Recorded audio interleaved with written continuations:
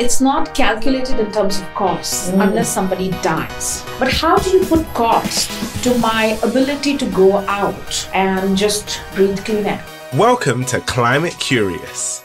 We're coming to you live from TED Countdown, which is TED's Climate Summit. Now, we all know that TED is normally about sparking curiosity, ideas, even inspiration. But sometimes an issue requires more than that, and climate change is just that issue. So TED Countdown is all about impact, it's all about action. Right, and we've had an amazing opportunity to speak with some of the world leaders in the climate movement. So this season of the podcast is going to be intense and it's going to be amazing. There are going to be some moments of silence, some moments of awe, definitely some laughter, and some unexpected climate confessions. Some things that you've definitely never heard before. It's a good season. It's a good season. So let's get started.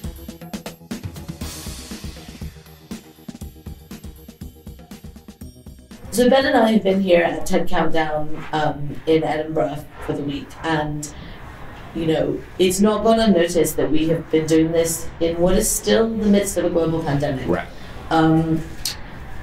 It is, like by far the most human interaction I've had in 2 years.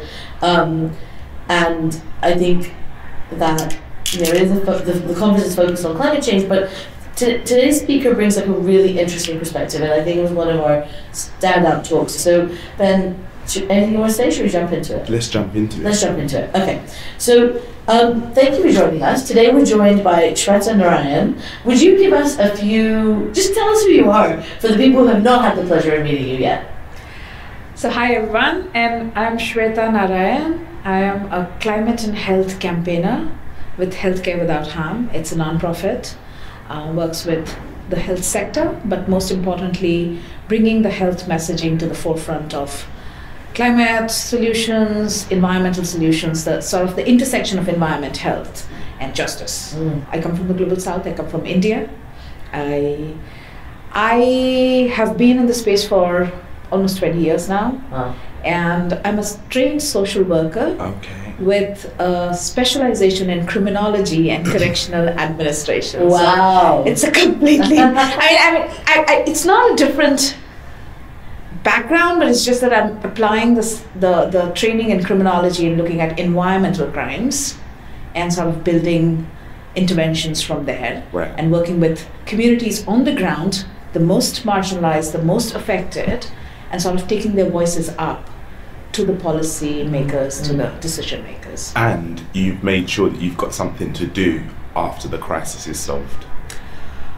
I mean, that's pretty incredible. And you said something in your talk, and I wanted us to dig into it. You said the climate crisis is a health crisis. For people who have never thought about it that way, can you tell us how you arrived at that conclusion? Well, see, that's the thing, and I want to take a step back, because every time we talk about everything else on this planet, the inherent assumption, of course, and this is my assumption, that everybody thinks of health, but it's just so assumed that it's never on the forefront. And by default, it gets missed out. I mean, when we talk about clean air, when we talk about food, nutritious food, when we talk about general well-being, we're talking about health, right? Like, what is your metric of measurement? Clean air for whom? For our children, for their prosperity, for they can breathe clean, they can be healthy, right? But unfortunately, in the entire spectrum of communication, health is never mentioned. And I think it's important for it to be mentioned, because that's one way you can measure success.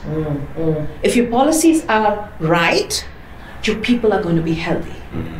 So climate, so if we are going downhill, how do you know we are going downhill? We are becoming sick. Right. We are becoming unhealthy. So the climate crisis is a health crisis. It translates into what you breathe, what you eat, what you drink, where you are, where you're forced out of. And this is important, right? Because this is, I think, something that we've discussed a couple of times now on the podcast, which is the way that you frame whatever narrative it is around climate is really important. And I think for so long, I know for me growing up, the climate crisis was about polar bears and was about, do you know what I mean? It's about animals and extinction and protecting animals, protecting the planet, the corals dying, like this is really bad. What are we going to do about the oceans? What are we going to do about the fishes? And humans and health have never been, like, when you started talking, I thought you were talking about hippopotamuses, right? Like, I heard the hippo and I was like, oh yeah, she's talking about hippos. Like, and hippos are important, so maybe this will be really interesting. We've heard loads of interesting stuff about animals, but I love the fact that the framing here, when we're talking about health, is directly related to the impact on us, right? Because otherwise, well, there's loads of other stuff to talk about, but otherwise, what are we really talking about? Yes, absolutely. And yes, the framing of reference is so important. And that's what I said, that when it's all assumed, it's all assumed in all our conversations and our policies, but it's never said. And I think it's important to say it, to hear it, and to normalize it. Because our health concern is so personal and so serious, but at the same time making those connections that this is not happening somewhere in abstract, this is happening to us, our bodies, our children, our loved ones, is so important. Given that my talk was on health, and I have tried to bring the perspective of ancient wisdom in health, so starting with the Greek physician Hippocrates, and he had written extensively about health and the job of the healers, the physicians, and that's how we have seen health as healing in 5th century BC. And he's written about the physicians and what they can do, and his whole opinion or perspective is that we can do two things as physicians: either we do good or we do no harm.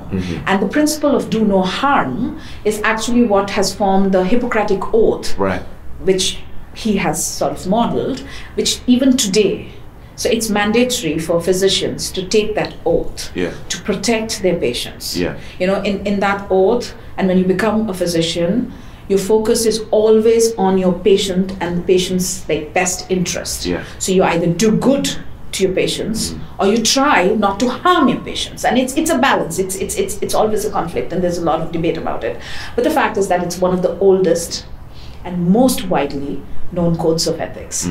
And if we sort of remind ourselves of that, not just within the health fraternity, but we take it to the larger spectrum of people and businesses and policymakers, I think there is a lesson there, that we have to first do no harm. And that comes back to equity, justice, solutions. You know, solutions could be super cool, but it's harming somebody. I think we need to do more. So there you go. Amazing. And nothing about hippos. Imagine. One of the things you said when you introduced yourself is that you're from the Global South, which is, you know, as we have heard at this conference, as we've heard in discussions, as we talk about it, it's just not a place we go to enough for leadership, right? Because we don't listen to our Global South leaders, is basically what it is, right? And they've been telling us that stuff is bad and wrong for a long time. When you look at how this health and climate crisis is manifesting where you are, what does it look like for everyday people? Bad, very bad. And in some ways a message to the whole world, how bad it could be and how close it is to us. I mean, it's not just, again, it's not happening in some geography somewhere else. It's happening everywhere, and now people are beginning to feel it, starting in 2021 with the floodings that happened in Germany or the forest fires that happened in Siberia.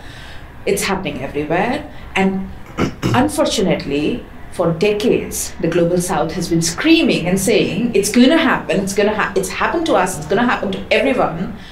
Listen and act. And unfortunately, that's not happened. But because when we hear about floods and wildfires and extreme weather and hurricanes, I don't know, I've been thinking about this a lot. We talk about property damage. Yes. The only time that people damage is if someone's died. Which okay, I get it. Like we say that, but what about like the smoke? You know, working with colleagues from California who can't go outside. I just feel like the true damage to our health and our well-being of these extreme weather events, as an example, is never really, I guess it's not talked about because it's not known. It is known. Again, it's not calculated in terms of costs unless somebody dies. But how do you put cost to my ability to go out and just breathe clean air? Yeah. What's the cost of that? Yeah. It's the joy that you feel to be in a forest. Yeah.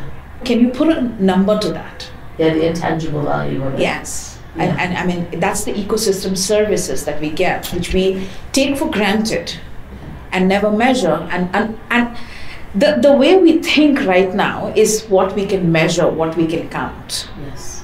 And these are things that sort of so beyond, this is what you feel, this is what makes us human. And we're not counting that cost. I don't think we can ever count that cost, but there has to be a separate system, a separate way to measure that in a way that it makes sense. Yeah, like even if we can't count it, we have to value it, and we don't value it. Totally.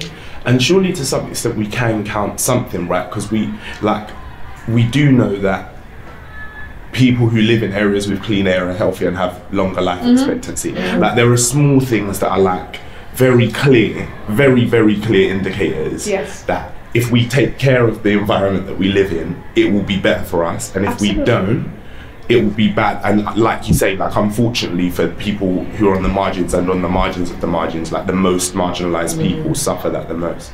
Yeah. And I mean, one way to count or just sort of like put a frame of reference is about children.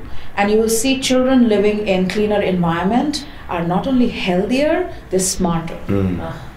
Right. As opposed, and that's the double whammy of being marginalized. So children from poor community, from communities, people of color, are not just disempowered because they live in poverty, but that poverty is again like, making a vicious cycle, making them undernourished, making them not that smart, not because they don't have the talent, it's just that your environment is having, poor air quality has a direct impact on your IQ levels.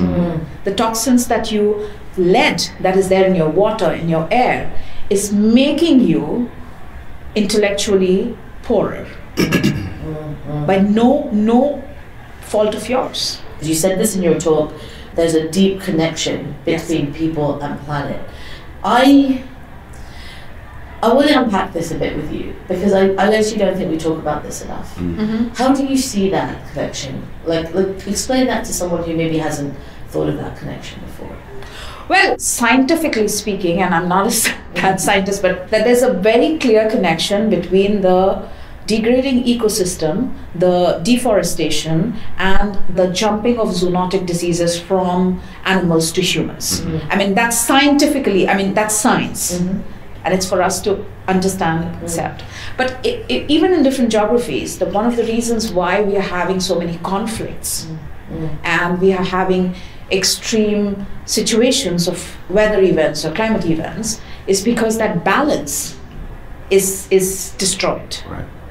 And that means more disease, that means lack of resources, that means more social instability, that means social insecurity, and it comes back to manifest in different forms of health problems. So COVID is one kind of it. Yes. We don't know what future holds if we don't course correct now. And that's why there's so much of emphasis on building back better and healthier, because if we go back to the old systems, then it's not COVID, it would be something else in the next 5 years, and I shudder to think what it would be. Yeah, because I think, I had this real hope. It's a very naive hope. I had this real hope at the beginning of the pandemic that it might, and it might still, right? But it might equip us with the tools we need to collaborate globally. Because if you think about it, the pandemic pales in comparison to the climate crisis in terms of impact on lives. And yet we see the unequal distribution of vaccines. Like it's been said time and time again, even in this conference, that people haven't been able to come because they haven't been able to get the right testing or the right vaccines or whatever it is. there is never someone from like America, you know? It is always from the global south. Yes. So I had this desire to be a learnable moment for humanity. I don't know if it has been. Well, it has not, but it has actually shown us all the problems problems from the perspective of the dangers, the crisis itself with COVID, and problems and solutions. At least, not that it's a great thing, but what we have learned with COVID, that if we were to apply the way we have tackled COVID with inequity and with injustice, unfortunately, that's what our frame of reference for tackling climate crisis is. We are like screwed. Yeah. Let's just put it that way. Because what we have, unfortunately, our leadership has not been able to understand that and this again speaks to the interconnectedness. You know, it's not enough just to vaccinate somebody in the UK or in the US because the virus is there, and the virus is not going to come and say, "Oh, you're from UK, so I'm not going." It's going to that's how pollutants travel. Yes. That's the system. There's no discrimination in that. Nature does not discriminate. I mean, it'll come to you. I mean, poor people will come first in line of defense, and then the rich people will also come. Yeah. But the nature doesn't care about, and that's what we have to recognize. This is the moment to understand that. There's a great saying I heard recently that I absolutely love, because at the beginning everyone was like, "Oh, we're not all in the same boat. We're in the same ocean." Yes. And that for me was very powerful. Yes. You know, because yes, that is the thing, is we are all in the same context, but the resource we have to deal with it and the resilience that we have, but it doesn't mean it's not going to affect you in the end. It will affect you, and the unfortunate part, and that's what we're trying to stop, is that the poor cannot become our shield in protecting. Right. We cannot. That's wrong. Yeah. And that's why in tackling with climate crisis, equity and justice has to be at the center of it. Right. And one way to bring in equity and justice is from the reference of health. And that's why health with equity and justice has to be at the center of all our solutions. Right. When I agree with you, Ben agrees with you, I have worked with people who don't agree with you, right? Too bad. I know. My question is, when you come up against opposition, when people say, "Look, we don't have time. Health, equity, justice, yeah. We'll do that after we do this." What's your response to that? Unacceptable. I mean, we were not equitable, and we did not think in justice, and that has brought us to where we are. Yeah. So, I mean, how can your solutions be fueled by the same principles that got us in this mess? Yeah. No. Because that's part of the, again, I love the word framing, right? But that's part of the framing as well, is it's people versus planet. And we can save the planet, but actually, people have caused it. Like and obviously there's natural phenomena that happen, and there's things that like the earth is doing what it's doing regardless of us and whether we're here or not. But without those systems of oppression and injustice that have created this situation, we wouldn't be here. So I like that you're saying in order to resolve that, we have to, it's so intrinsically tied together, right? We have to undo that for it to be fixed. Yes. And I think just to start with the humility and what you just said, that the earth will do what it's doing. Earth does not need saving.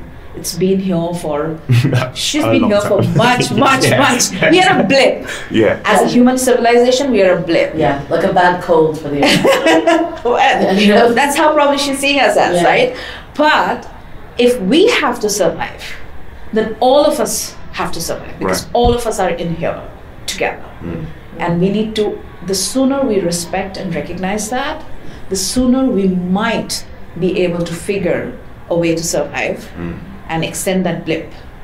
But no, I mean, I think personally it's unacceptable. If we are all going down, then let's all go down together. Yeah. Unfortunate, pessimistic thinking, but that's it. Yeah.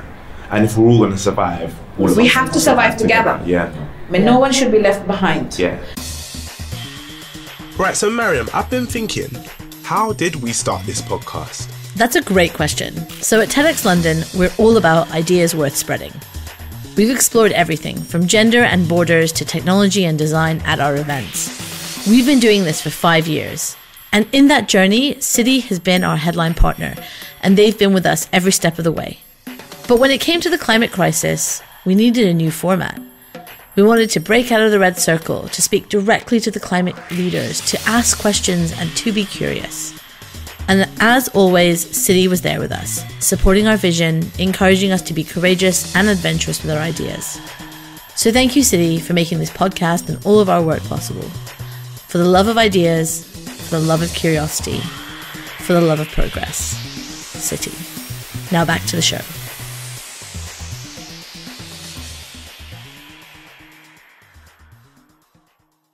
Could you imagine, I was thinking about this the other day, I was thinking like, imagine we get this right, imagine we solve this, right, solve it. I mean, imagine we stave off the worst consequences of the climate crisis. But we do it in a way where in 100 years people look back and they say, I mean, yeah, they stopped climate catastrophe, but they had an opportunity to also deal with all the inequality, they just chose not to. Right. Could you imagine like people looking back and being like, what idiots? There won't be people No. to look back. Right. Because There won't be. Is that what you're saying? It's not possible. It's not possible. Yeah. As I said, Yeah. if that were the situation, we wouldn't be in this mess. So it's not possible.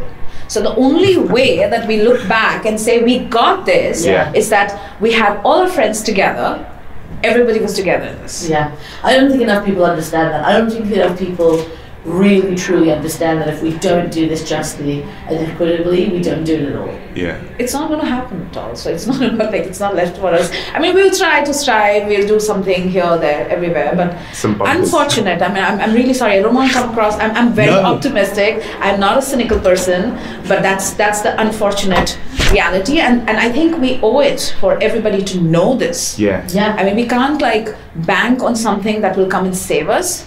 We need to know what the boundaries are, what we are up against, and then we need to work together Right. to make this right. And I think you say that you're an optimistic person, you're not a pessimist, but there's a reality, right, that like even now I can feel myself in my thinking being like, yeah, but we're safe in the UK.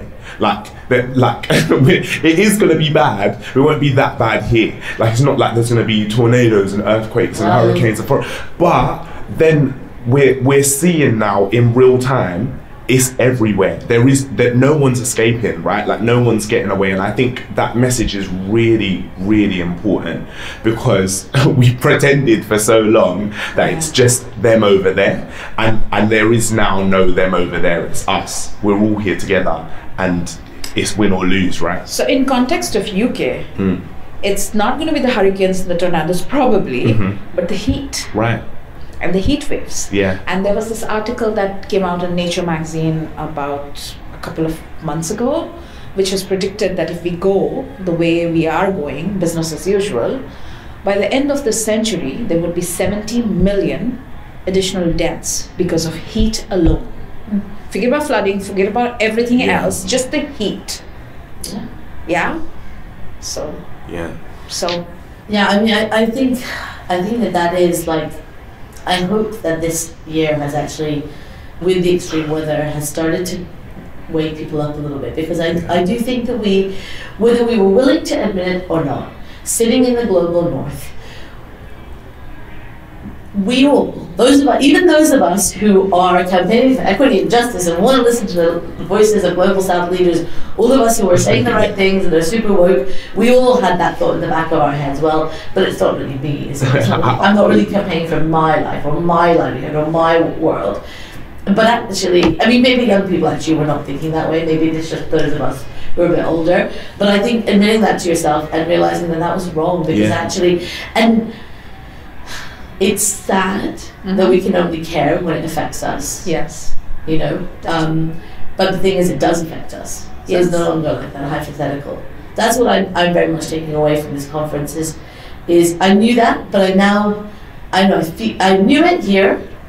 I'm putting In your brain, but now I kind of feel it in my body. Yeah. In a way.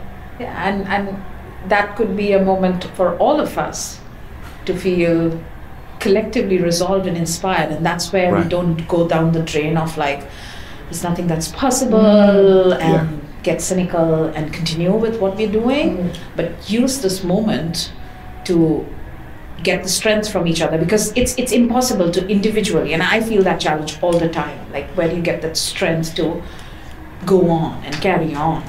And the fact that there are people who are thinking alike and they're somewhere and they are trying is strength enough. So encouraging. I want to say thank you for having this conversation with us. Thank you. I think it's so important. And now it's time for our climate confessions. Let's fess up to the bad habits we just can't kick. Okay, quick refresher, Ben. Right, okay, so we want to know if there's anything that you're doing that's maybe not amazing, that you could be doing better. Just because you're real, right? You're human and you're here. So what's the deal? What's going on with you? Okay, the two things actually. So one, okay, this is confession time. So The tone in your voice has changed so much. Nobody judges, right? Like nobody judges. No. I'm addicted to electronics. No, I'm joking. No, I mean, like, I've tried so hard. Like, I need to get. I mean, I'm trying very hard not to. So I've not upgraded my phone. So that's my first step. But you have a love for them. I have a love for them. I love online stuff. Not shopping, but just like window shopping online. Right? But that's time. That's like energy. That's a lot of like things that's destroying the planet. Right. I mean, you're just like doing and you don't think that there's a consequence, but there's a consequence and I'm aware of it. I'm trying really, really, really hard to de-addict myself, but it's tough. But the new iPhone is coming out. Oh, you're a Google person. No problem. Right, I get what you're saying. Yeah, no, I mean that's you know, it's and corporations make it so easy for you, right? Yeah, I mean there's a reason it's addictive. Yes, and so I'm sort of battling that. Okay. And the other thing I'm battling, which is staying healthy mentally. It is such a like certain days it's so hard. But again, I'm trying to stay positive, and I have 4 dogs at home.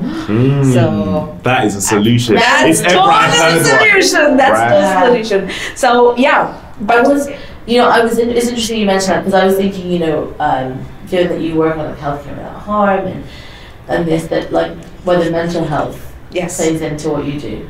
Absolutely, and it's we are at this place where we meet with a lot of frontline health workers, and we get a lot of these stories of mostly just crisis and desperation and struggle, and you have to process all of that, and you have to make sure that story is told to the people who are listening and who have the power to make that different. But in the process, it takes a toll on your mental health, and it's a battle. Yeah.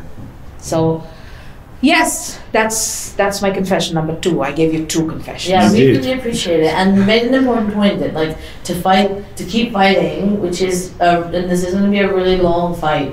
You have to take care of yourself mentally, or you won't last. And get some dogs. And get some dogs. Get some dogs. Yeah. Yes. Love it. Totally. We are on board with that. Yeah. That is aligned with our values. Thank you so much. Thank you for joining us. Everyone go watch and talk, and we'll catch you in the next episode. Stay curious. Thank you so much for joining us this week. We really hope you enjoyed this episode. If you did, please rate, subscribe, and share this episode with a curious friend. It makes it possible to keep making this amazing content for you. Oh, and slide into our DMs at TEDx London and let us know which climate extraordinaires you'd love to hear from next time. Oh, and don't leave yet. We wanted to tell you a bit more about who made this podcast possible. Yeah, we did. TEDx London's headline partner, City, has been supporting us for the past 5 years to bring world-changing ideas to the TEDx London stage. And now they're taking it to the next level by making this podcast possible. Thanks, City. But wait, that is not all. No, this podcast was produced by the amazing Josie Coulter. Curation and research by the genius Tara Cooper. Artwork designed by the visionaries that are Sabrina Russo and Rebecca Mingus. Mixed and engineered by the iconic Ben Beheshti, aka The Falcon, who also composed our banging theme tune. Presented by me, Mariam Pasha. And by me, Ben Hurst. Stay curious.